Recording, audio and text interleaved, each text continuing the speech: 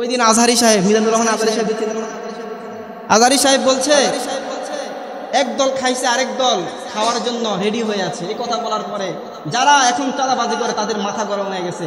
বলে আজহারি হুজুর এ কিসের দিনের কথা কয়, এ তো ধর্ম ব্যবসায়ী। মিজানুর রহমান আজহারি কি ব্যবসায়ী? ধর্ম ব্যবসায়ী। ধর্ম ব্যবসায়ী বুঝেন, ধর্ম বেচে বেচে খায়। আর ওনারা নাকি ধর্মভীরু, প্যান প্রস্তাব করে পানি লয় না, ওই লোক নাকি ধর্মভীরু। অথচ এই মিজানুর রহমান আজহারি যেখানে মাহফিল করে লক্ষ লক্ষ মানুষ হয়, ওনার মাহফিল শেষ হয়ে যাওয়ার পরে সিরা স্যান্ডেল আছে না, স্যান্ডেল, যতগুলো সিরা স্যান্ডেল তার স্যান্ডেলের ভিতরে মাহফিল শেষ করার পরে পড়ে থাকে। এই পরিমাণ মানুষ এদের পিছনে যায় না, এদের জনসভাগুলো তো হয় না।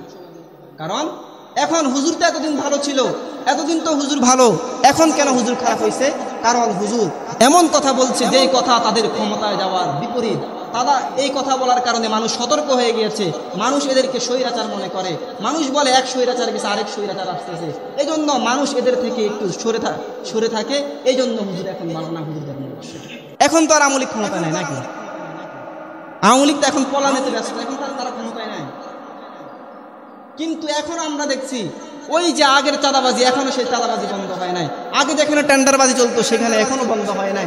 আগে মানুষ ঘর বানাতে গেলে মানুষকে চাঁদা দিতে হতো, এখনো সেই চাঁদা এখনো বন্ধ হয় নাই। আগে ওয়াজ মাহফিল করতে গেলে আলেমদেরকে আওয়ামী লীগের নেতার হাতে হেনস্থা হতে হতো, এখনো সেই হেনস্থা হতেছে। তাহলে আমরা কোন স্বৈরাচারকে পতন করে কোন স্বৈরাচার করে?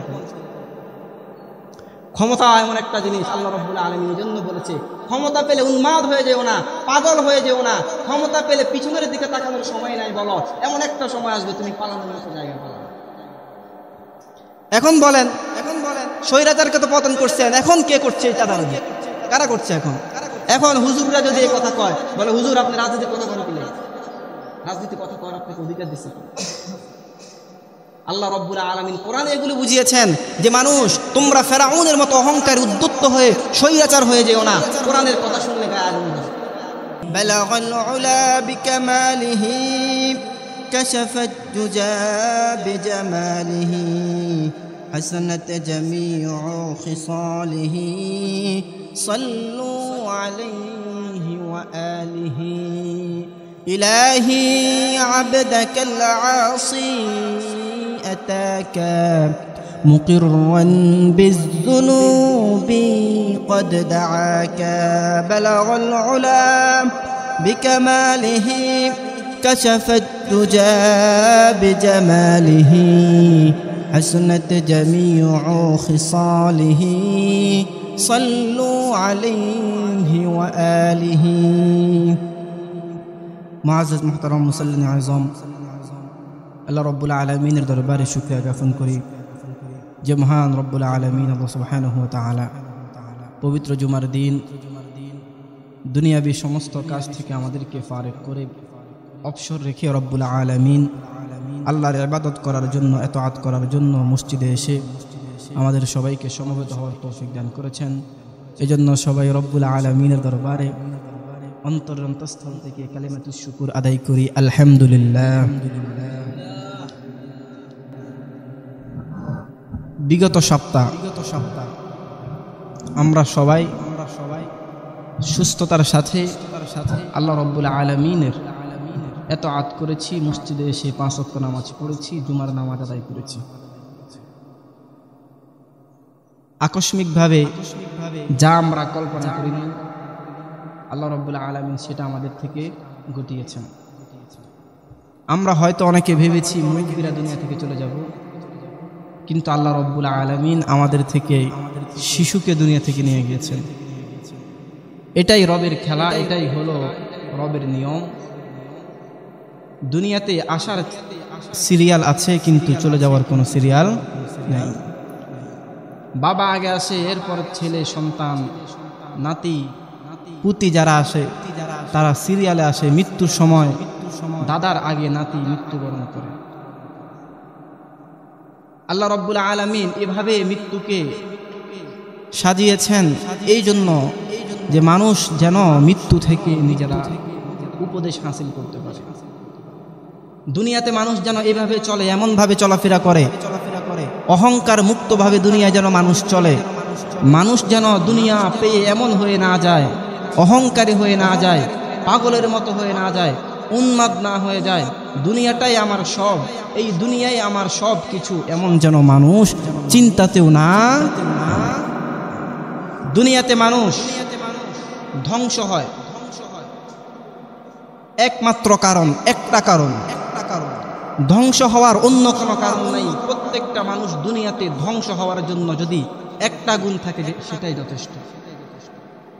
সেটা হলো আল্লাহ রাব্বুল আলামিন কোরআনের ভাষায় বলে কিবা, বাংলাতে যেটাকে বলা হয় অহংকার।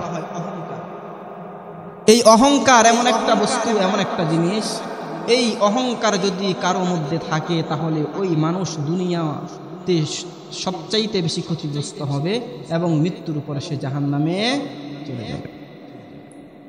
অহংকার মানুষ তিন ভাবে করতে পারে। কয়ভাবে করতে পারে? তিন ভাবে। আল্লাহ রাব্বুল আলামিন কোরআনে অহংকারের অনেক বিবরণ দিয়েছেন, অনেক প্রকার আল্লাহ রাব্বুল আলামিন বলেছেন। তার মধ্য থেকে আমরা তিনটা দৃষ্টান্ত অহংকারের দিব। অহংকারের তিনটা দৃষ্টান্ত নিয়ে আমরা আলোচনা করি।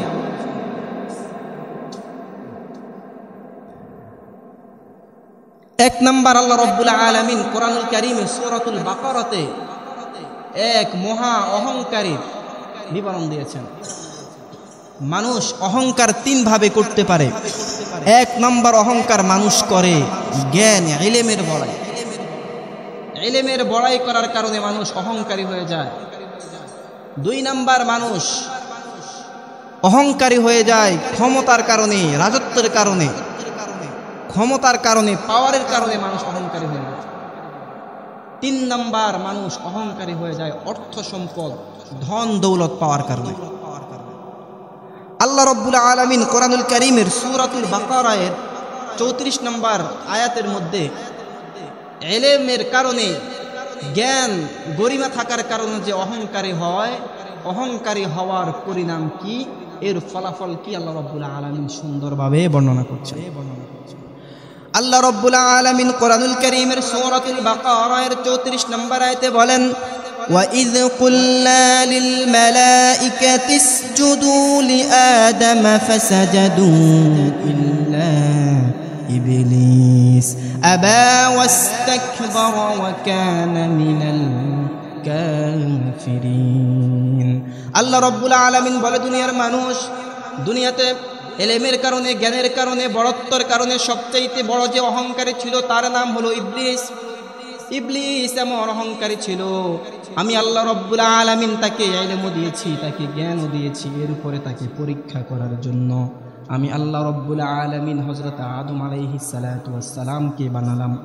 আদমকে বানানোর পরে আমি ইবলিসকে বলেছি, ও ইবলিস তুমি আদমকে সিজদা করো। আদমকে সিজদা করার কথা বলার পরে ইবলিস বলে, না, আমার জ্ঞান আছে, গরিমা আছে, আমাকে আপনি আগুন দ্বারা বানিয়েছেন, আমি পারবো না মাটির তৈরি আদমকে সিজদা করতে। আল্লাহ রাব্বুল আলামিন বলেন, ওয়াইয কুলনা লিল মালাইকাতি ইসজুদু লিআদম। আল্লাহ বলে, যখন আমি এই কথা ফেরেশতাদেরকে বলেছিলাম, দুনিয়ার সব ফেরেশতারা হযরত আদম আলাইহিস সালাতু ওয়াস সালামকে সিজদা করেছে, আমি আল্লাহর হুকুম মান্য করেছে, ইল্লা ইবলিস, ইবলিস আল্লাহর হুকুম মান্য করে নাই। আল্লাহ বলেন, আবা ওয়াস্তাকবার, সে অস্বীকার করেছে, সে বলছে আমি পারবো না। আল্লাহ বলেন, এই কথা বলার কারণে ওয়া কানা মিনাল কাফিরিন, এই ইবলিস কিয়ামত পর্যন্ত মানুষের কাছে মন্দ হিসেবে থাকবে। এই ইবলিস কাফিরদের অন্তর্ভুক্ত হয়ে গেছে। নাউজুবিল্লাহ। তাহলে ইলমের কারণে, গরিমার কারণে আমার আছে, আমাকে বানিয়েছে আল্লাহ আগুন দ্বারা, আমি কেমনে আবার এই মাটির তৈরি আদমকে সিজদা করব? এটা কি হতে পারে না? এই কথা আল্লাহ রাব্বুল আলামিন কোরআনুল কারীমের সূরা আরাফের 13 নম্বর আয়াতে বলেন। আল্লাহ রাব্বুল আলামিন বলেন, ক্বালা হাবিতু মিনহা ফামা ইয়াকুনু লাকা আন তাতাকাব্বার ফিহা ফাখরুজ ফাইন্নাকা মিনাস সাগিরিন।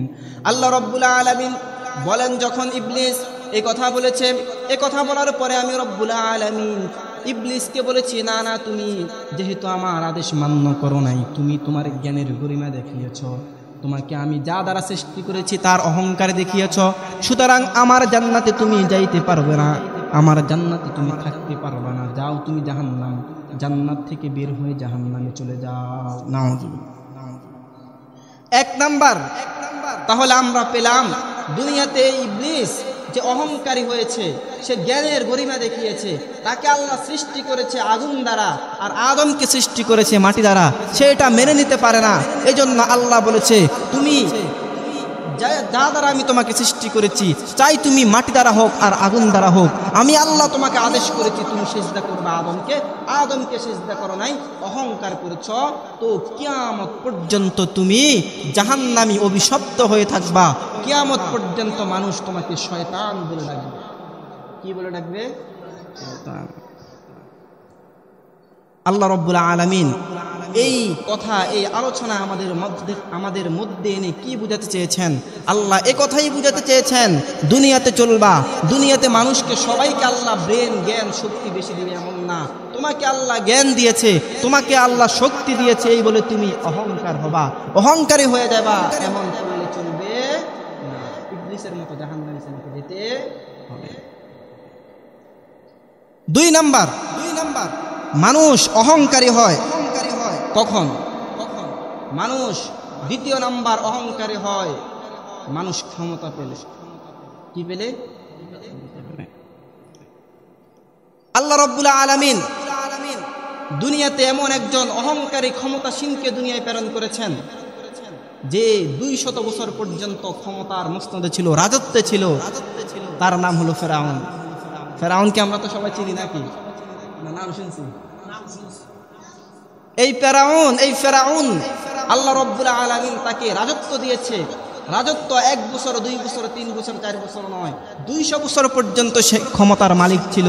ক্ষমতার মালিক পাওয়ার পরে সে এমন একটা পর্যায়ে চলে গেছে, সে এখন বলতেছে, আনা রব্বুকুমুল আ'লা, আমি হলাম সবচাইতে বড় প্রভু, আমার চাইতে বড় প্রভু দুনিয়াতে আর হতে পারে। এই কথা বলার পরে আল্লাহ রাব্বুল আলামিন হযরত মূসা আলাইহিস সালাতু ওয়াস সালামকে ফিরআউনের কাছে প্রেরণ করেছেন।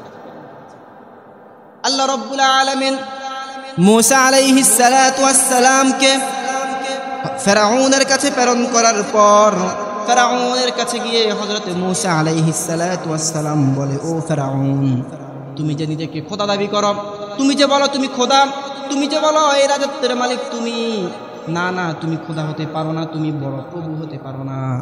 বড় প্রভু হলো একমাত্র আল্লাহ, যিনি আকাশের মধ্যে আছেন, ওই আল্লাহর ইবাদত করো, তুমি আল্লাহর গোলাম।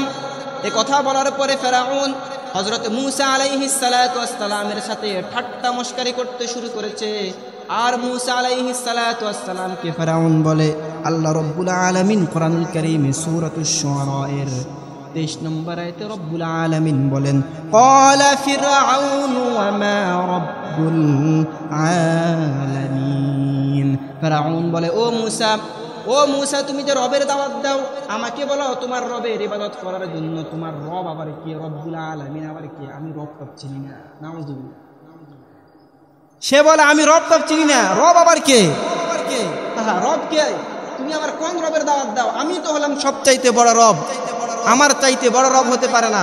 কারণ আল্লাহ বলেছেন, এই কথা সে বলার সুযোগ এই জন্য পেয়েছে, আল্লাহ তাকে দীর্ঘ 200 বছর পর্যন্ত ক্ষমতা থাকার সেই হিম্মত দিয়েছে, সে হায়াত দিয়েছে, এই জন্য সে এভাবে উদ্যস্ত হয়ে উঠেছে। এখন মূসা আলাইহিস সালাতু ওয়াস সালাম যতভাবেই বুঝায়, যেভাবেই মানুষকে বুঝায়, ফিরআউন বলে, না না মূসা, আমার পক্ষে সম্ভব না তোর রবের ইবাদত করা।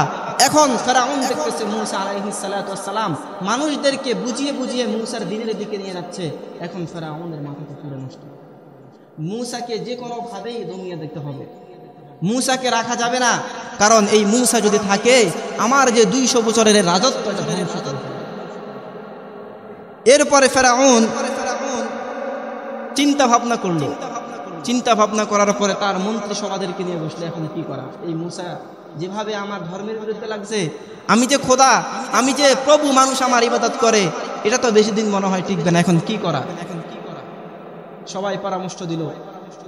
পরামর্শ শোনার পরে মূসা আলাইহিস সালাতু ওয়াস সালামের বিরুদ্ধে ফিরআউন সে একটা পদক্ষেপ নিল। কি পদক্ষেপ?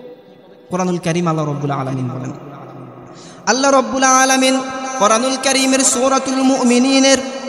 সূরাতুল মুমিনিনের 26 নম্বর আয়াতে রব্বুল আলামিন বলেন, ওয়াকালা ফিরআউন যারুনি আকতুল মূসা ওয়ালইয়াদউ রাব্বাহ ইন্নী আখাফু আন ইউবাদদিলা দীনাকুম আও আন ইযহিরা ফিল আরদিল ফাসাদ। আল্লাহ রাব্বুল আলামিন বলে মূসা আলাইহিস সালাতু ওয়াস সালামকে মূসার দ্বীনের কথাকে, হকের আওয়াজকে স্তব্ধ করে দেওয়ার জন্য ফিরআউন তার সভাসদদেরকে ডাকলো, মানুষদেরকে ডেকে বলেন, ওয়াকালা ফিরআউন যারুনি আকতুল মূসা, আমাকে তোমরা ছেড়ে দাও, আমি মূসাকে হত্যা করে ফেলবো। মূসাকে হত্যা করা না পর্যন্ত আমি শান্তি হব না, কারণ মূসা আমার ধর্মের বিরুদ্ধে কথা কয়, আমার বাপ দাদার ধর্মের বিরুদ্ধে কথা কয়, আমার 200 বছরের যে রাজত্ব ছিল ওই রাজত্বের বিরুদ্ধে মূসা উঠে পড়ে লাগছে। মূসাকে দুনিয়া বাঁচিয়ে রাখা যাবে? এরপরে মূসা কি বলে জানেন? আল্লাহ রাব্বুল আলামিন বলেন, ইন্নী আখাফু আন ইউবাদদিলা দীনাকুম। মূসা আলাইহিস সালাতু ওয়াস সালামের ব্যাপারে ফিরআউন বলতেছে, আমি ভয় করতেছি, আমার মনের ভিতরে এই ভয় যে এই ফিরআউন, আমি যে রাজত্ব 200 বছর পর্যন্ত রাজত্বে আছি, আন ইউবাদদিলা দীনাকুম, এই মূসা তোমাদের দ্বীন, তোমাদের ধর্মকে পরিবর্তন করে ফেলবে।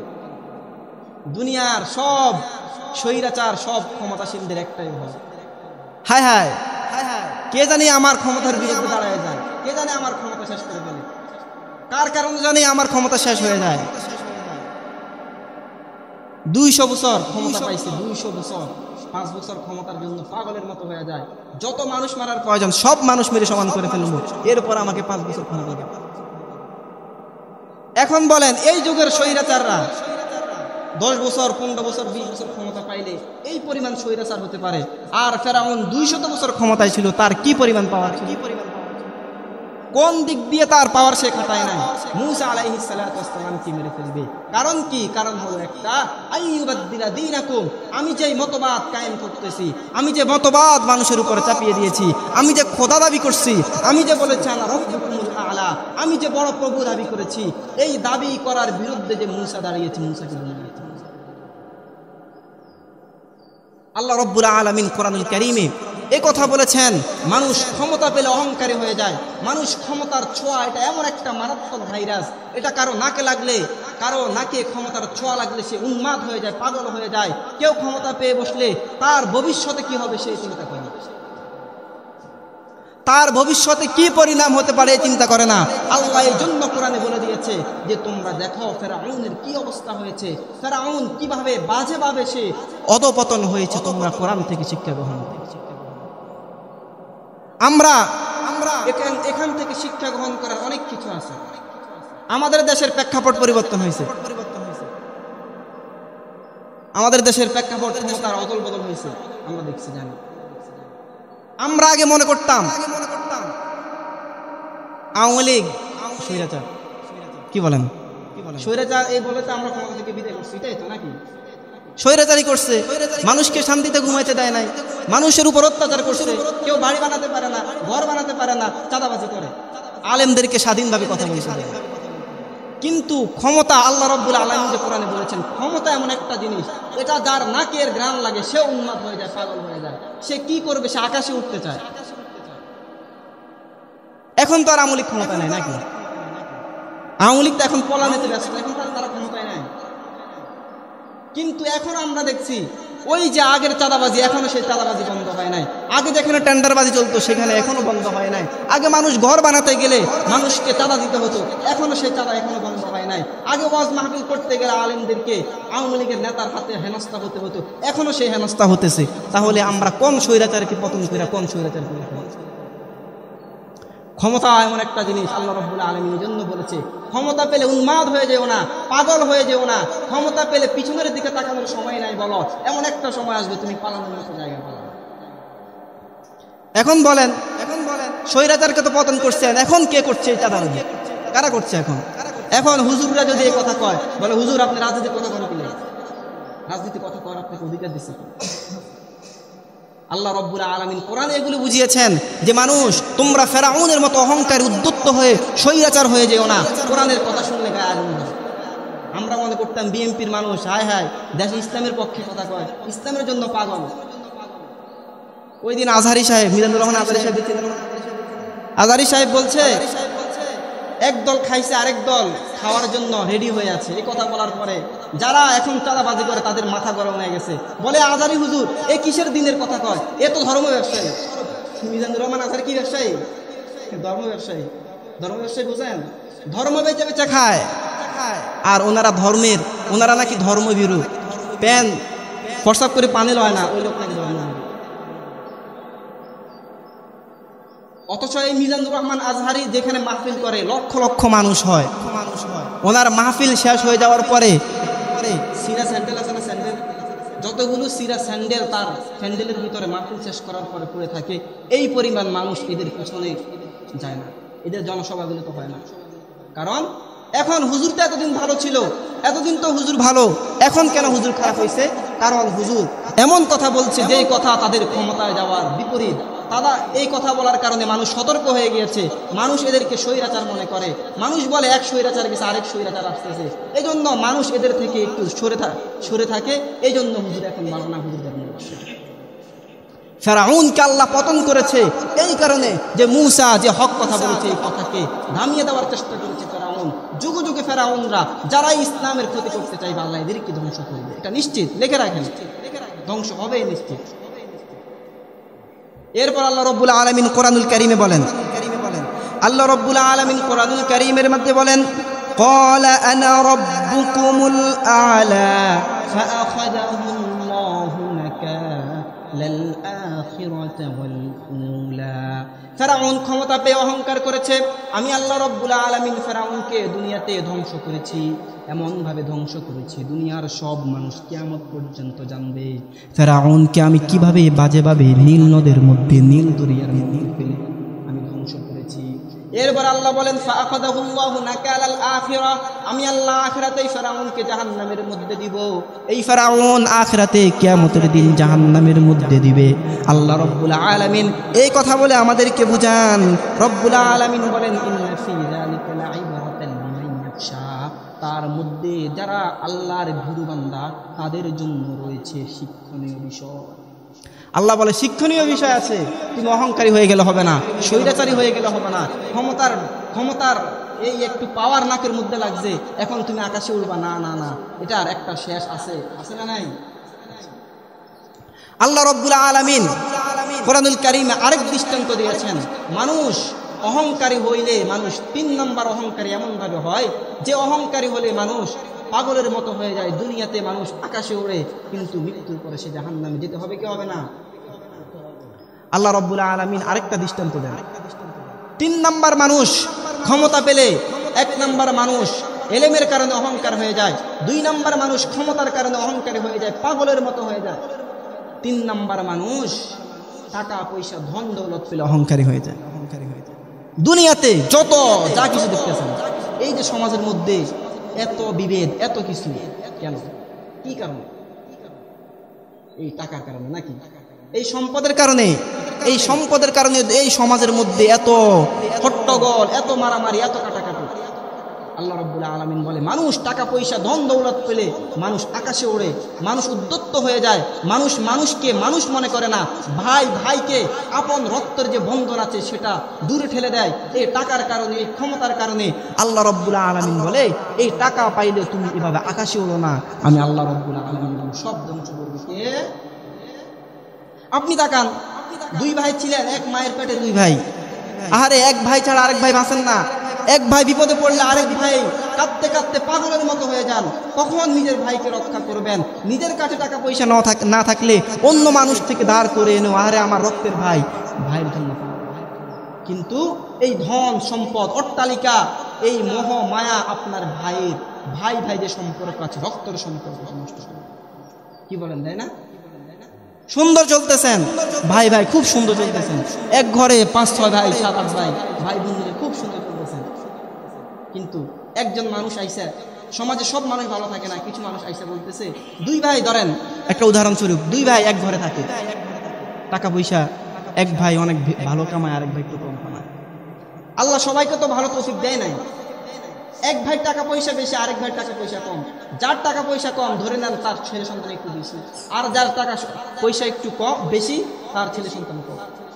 সমাজে কিছু মানুষ থাকে পিন লাগাই না, এরা আইসা বলে, কি বলে জানেন, দেখ বুঝায় বুঝায় দুই বউরে বুঝায় অথবা ভাইদেরকে বুঝায়, দেখ তোর ছোট দেবর, তোর ছোট ভাই টাকা পয়সা কম কামায়, ছেলে মেয়ে বেশি, সংসারে টাকা পয়সা সে কম দেয়, আর বড় জনে টাকা পয়সা বেশি দেয়, পোলা মেয়ে কম, তার খরচ কম। এটা কেমন? এই যে কান পড়া লাগাইতে আছে, এমন সমাজের মধ্যে প্রত্যেকটা ঘরে ঘরে, প্রত্যেকটা ঘরের মধ্যে এমন কিছু মানুষ আছে, এই মানুষগুলো প্রত্যেকটা ঘরের মধ্যে বেতাল লাগাই দেয়। এই টাকা পয়সা ধন দৌলতের কারণে প্রত্যেকটা ঘরের মধ্যে অশান্তি, প্রত্যেকটা গ্রামের মধ্যে অশান্তি, প্রত্যেকটা ফ্যামিলির মধ্যে অশান্তি। আল্লাহ বলে, তোমার আজকে টাকা পয়সা হয়েছে, তোমার ধন সম্পদ বেশি হয়েছে, এজন্য তুমি অহংকার করবা, ভাইকে ভাই বলে পরিচয় দাও না। এমন একটা দিন আসবে দুনিয়াতে তুমি ভিক্ষা করবা, এই ভাইয়ের ছেলে সন্তানদের পায়ের মধ্যে গিয়ে তুমি করতে হবে। দুনিয়াতে যত মানুষ অহংকার করেছে, তত মানুষ কিয়ামতের আগে, মৃত্যুর আগে একবার না একবার সে যার সাথে অহংকার করেছে তার পায়ের মধ্যে পড়ছে। বাস্তব কথাই কোরআন হাতে নিয়ে বলছি। কত মানুষ দেখছি আশেপাশে, কত মানুষ দেখি অহংকার করছে, এক সময় টাকা পয়সা বহুত ছিল, ভাইকে ভাই বলে পরিচয় দিত না, আত্মীয় স্বজন কাছে আসলে আরে দূর দূর দরজা বন্ধ করে দেয়, ফকির ঘরের সামনে আসলে ফকিরকে দেখতে পারে না, গালাগালি করে। এই মানুষগুলোকে দেখছি শেষ বয়সে শুধু কয়টা ভাতের জন্য ছেলেদের দুয়ারে দুয়ারে বসছে, ছেলেরা বাদ। এটা অহংকার। এটা কিসের আলামত? এটা অহংকারের ফলাফল। আল্লাহ রাব্বুল আলামিন আমাদেরকে অহংকারী করা থেকে সবাইকে হেফাজত করুক, সবাই বলেন আমিন। আল্লাহ রাব্বুল আলামিন কোরআন কারীমে বলছেন, এই অহংকার, লাহুল কিবরিয়াউস সামাওয়াতি ওয়াল আরদ, একমাত্র অহংকারের মালিক আমি আল্লাহ রাব্বুল আলামিন। এই অহংকার করেছে ইবলিস, তাকে আমি ধ্বংস করে দিয়েছি। এই অহংকার করেছে ফিরআউন, হামান, সাদ্দাদ, আবু জাহেল, উতবা, সাইবা, আমি তাদেরকে ধ্বংস করে দিয়েছি। দুনিয়াতে যত মানুষ অহংকার করবে, টাকার বড়াই দেখাবে, ক্ষমতার বড়াই দেখাবে, এলেমের বড়াই দেখাবে, যে যেভাবে বড়াই দেখাবে, অহংকার করবে, আমি আল্লাহ তার অহংকার করার কারণে তার অর্থ সম্পদ সব কিছু আমি রব্বুল আলামিন মাটির সাথে ধূলিসাৎ করে দেব। যে আলোচনা করেছে আল্লাহ রাব্বুল আলামিন আমাদেরকে পরিপূর্ণ সে আলোচনা বুঝার তৌফিক দান করুক, সবাই বলেন আমিন। যারা সুন্নাত পড়েন নাই সুন্নাত পড়ে নেন।